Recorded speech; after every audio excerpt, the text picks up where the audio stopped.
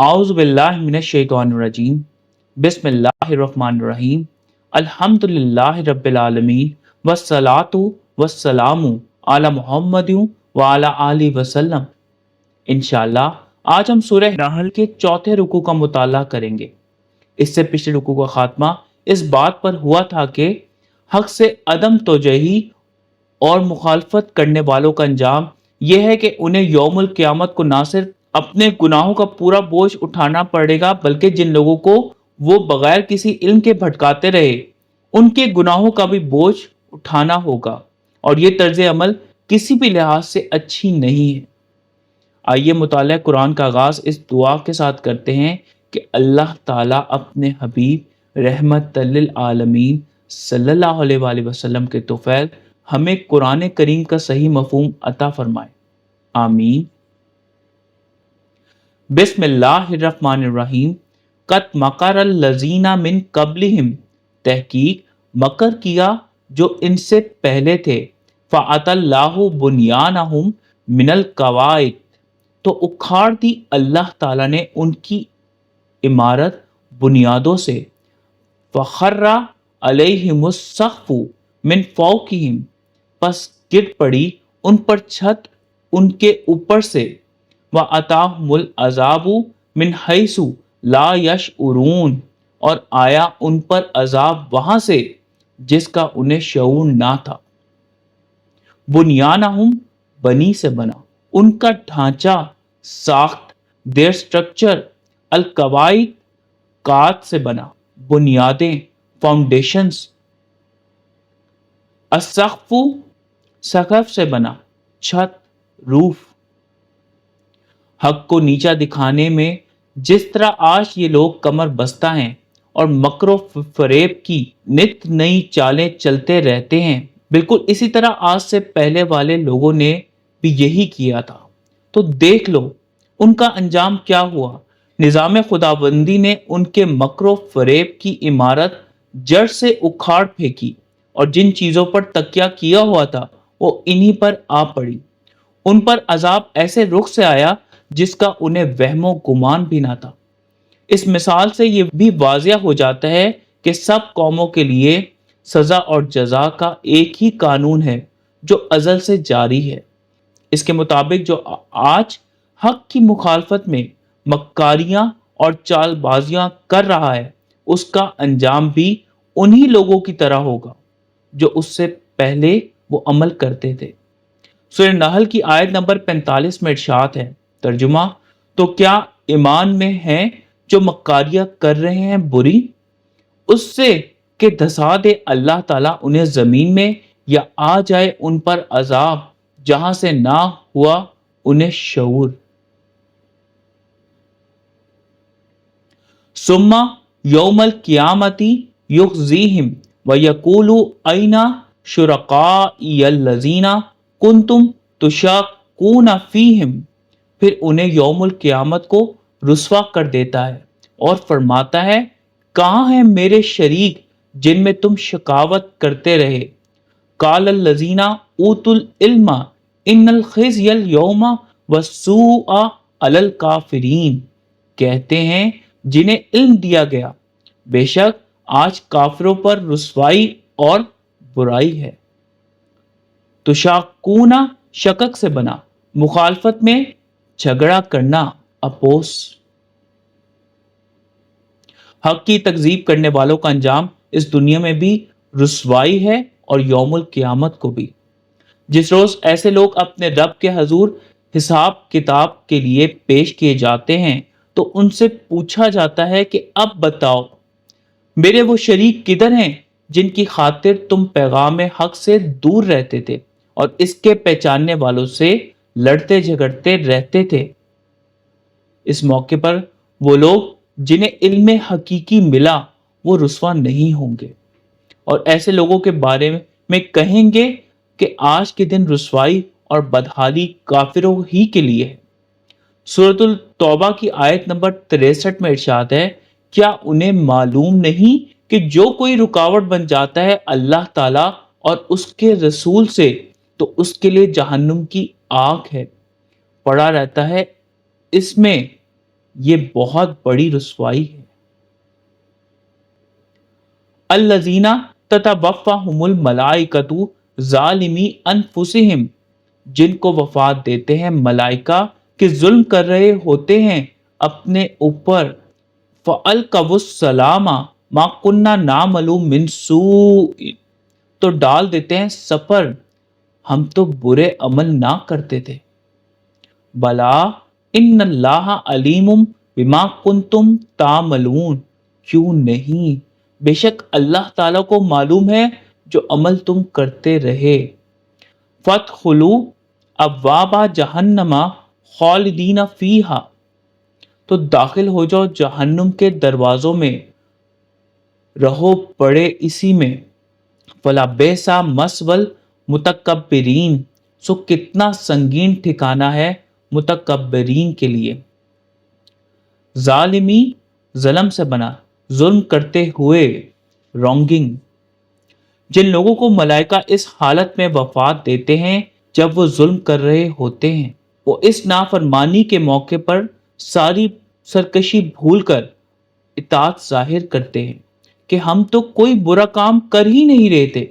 ان سے کہا جاتا ہے کیسے نہیں کرتے تھے، اللہ تعالیٰ کو سب معلوم ہے جو کچھ تم کرتے تھے۔ اب اپنے ان اعمال کے لحاظ سے جہنم کے دروازوں میں داخل ہو جاؤ۔ اب تمہیں اس میں ایک غیر معین لمبی مدت تک رہنا ہے تاکہ تم اپنے کیے کی قرار واقع سزا بھگتو۔ حقیقت یہ ہے کہ حق کے مقابل تکبر کرنے والوں کا انجام انتہائی سنگین ہے۔ سورۃ الزمر کی آیت نمبر 60 میں تکبر کرنے والوں کے انجام کے بارے میں ارشاد ہے۔ ترجمہ، اور یوم القیامت کو تم دیکھو گے جو کذب کر رہے اللہ تعالیٰ کے بارے میں، ان کے چہرے کالے سیاہ ہیں، کیا جہنم میں متکبرین کے لیے ایک ٹھکانہ نہیں؟ وَقِیلَ لِلَّذِینَ اتَّقُوا مَاذَا أَنزَلَ رَبُّکُمْ قَالُوا خَیْرًا، اور کہا جاتا ہے اہل تقوی سے تمہارے رب نے کیا نازل فرمایا؟ وہ کہتے ہیں خیر۔ لِلَّذِینَ أَحْسَنُوا فِی ہَذِهِ الدُّنْیَا حَسَنَۃٌ، ان کے لیے جو اس دنیا میں احسان کرتے ہیں حسن کارانہ ہے۔ وَلَدَارُ الْآخِرَةِ خیر، اور دار آخرت بہت ہی بھلا ہے۔ وَلَنِعْمَ دَارُ الْمُتَّقِینَ، اور کیا ہی خوب گھر متقین کے لیے۔ تکبر سے حق کی مخالفت کرنے والوں کے برعکس جب اہل تقوی سے یہ پوچھا جاتا ہے کہ تمہارے رب بے کریم نے کیا نازل فرمایا ہے، ان کا جواب ہوتا ہے خیر، یعنی بھلائی۔ ایسے لوگوں کے لیے جنہوں نے اس دنیا میں احسان کی روش اختیار کی، اس دنیا میں بھی بہترین انجام ہے اور دار آخرت میں بھی سراپا بہتری ہے۔ اے قاری قرآن، اب خود دیکھ لو اور سمجھ لو کہ متقین کا انجام کس قدر اچھا ہے۔ سورۃ النباہ کی آیت نمبر 31 میں ارشاد ہے، بے شک متقین کے لیے کامیابی ہے۔ جنت عدن یدخلونہا تجری من تحتہا الانہار لہم فیہا ما یشاءون، سدا بہار باغات ہیں جن میں وہ داخل ہوتے ہیں، جاری ہیں ان کے نیچے نہریں ان کے لیے اس میں جو وہ چاہیں۔ کذالک یجزی اللہ المتقین، ایسی جزا دیتا ہے اللہ تعالی متقین کو۔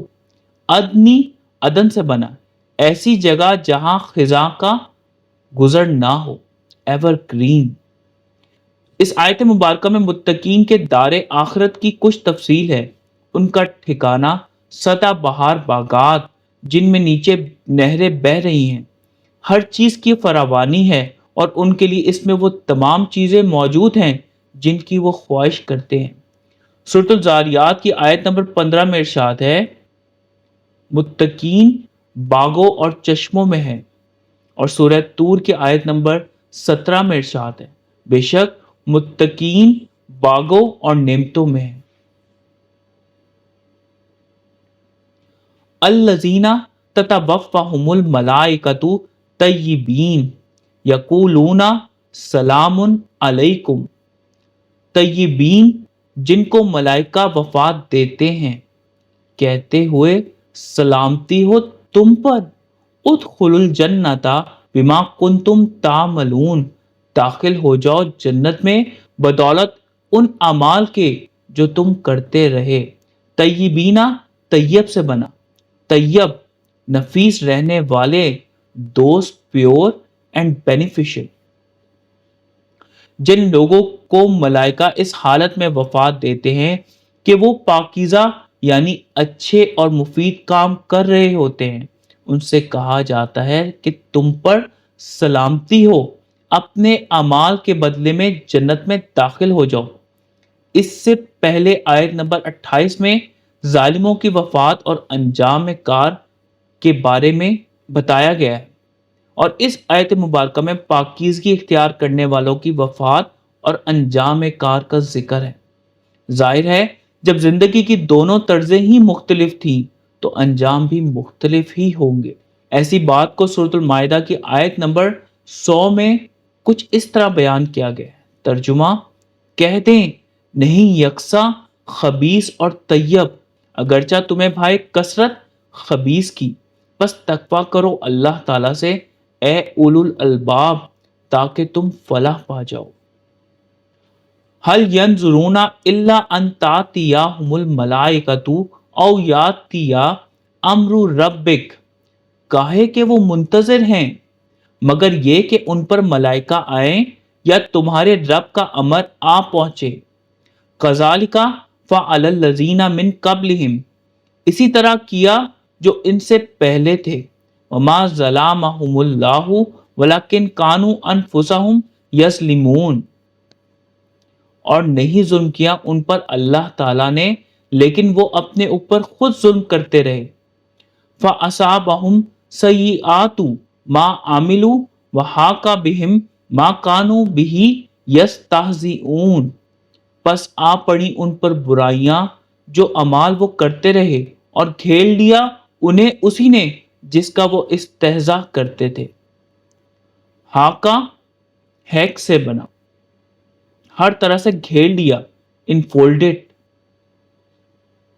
جب دونوں طرزوں کا انجام بالکل واضح ہے تو کافر اس چیز کے منتظر ہیں کہ ان کے سروں پر ملائکہ آ کھڑے ہوں یا ان کے بارے میں رب کریم کا کوئی امر آ پہنچے۔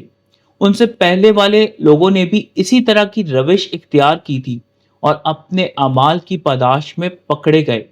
ان میں سے کسی پر بھی اللہ تعالیٰ نے ظلم نہیں کیا بلکہ وہ خود ہی اپنے اوپر ظلم کرتے رہے۔ یہی حقیقت ہے اور یہ قانون ہے کہ اللہ تعالیٰ کسی پر معمولی سے معمولی ظلم بھی نہیں کرتے، بلکہ وہ تو لوگوں کے اکثر گناہوں سے درگزر فرماتے ہیں۔ سورہ بنی اسرائیل کی آیت نمبر 71 میں ارشاد ہے، جس روز ہم بلائیں سب لوگوں کو ان کے اماموں کے ساتھ، تو جس کو دی گئی اس کی کتاب اس کے دائیں ہاتھ میں، سو وہ پڑھیں گے اپنی کتاب اور نہیں ظلم کیا جاتا ان سے دھاگے برابر۔ سورہ یونس کی آیت نمبر 44 میں ارشاد ہے، بے شک اللہ تعالیٰ نہیں ظلم کرتا لوگوں پر کچھ بھی، لیکن لوگ اپنے اوپر خود ہی ظلم کرتے ہیں۔ ایک مختصر سا خلاصہ آج کے پڑھے گئے رکوع کا۔ جس طرح آج تکبر کے خوگر حق کو نیچا دکھانے میں کمر بستہ ہیں، بالکل اسی طرح پچھلے لوگوں نے بھی خوب چال بازیاں کی تھی۔ نظام خداوندی نے ان کے مکر و فریب کی عمارت جڑ سے اکھاڑ پھینکی اور جن چیزوں پر تکیہ کیا ہوا تھا وہ انہی پر آ پڑی۔ یوم القیامت کو ایسے لوگوں کے لیے رسوائی اور خواری ہے۔ جب فرشتے ایسے لوگوں کو وفات دینے پہنچتے ہیں تو وہ فرما برداری ظاہر کرتے ہیں اور کہتے ہیں ہم نے کوئی برا کام کیا ہی نہیں۔ انہیں انجام کار کے طور پر جہنم میں ڈال دیا جاتا ہے۔ اہل ایمان اس بات کا یقین رکھتے ہیں کہ اللہ تعالیٰ نے خیر نازل فرمایا ہے اور وہ اپنی زندگیاں احسن انداز میں گزارتے ہیں۔ ان کی وفات کے وقت فرشتے انہیں سلامتی کی خوشخبری دیتے ہیں اور انہیں سدا بہار جنتوں میں داخل کر دیا جاتا ہے۔ خیر اور شر کی دونوں طرزیں اور ان کا انجام بالکل واضح ہے۔ انتخاب ہر کسی کو خود کرنا ہے۔ اللہ تعالی ہم سب کو قرآن کو صحیح طور پر سمجھنے اور اس پر نبی پاک صلی اللہ علیہ وآلہ وسلم کی سنت مبارکہ کے مطابق عمل کرنے کی توفیق عنایت فرمائے، آمین۔ صدق اللہ العلی العظیم۔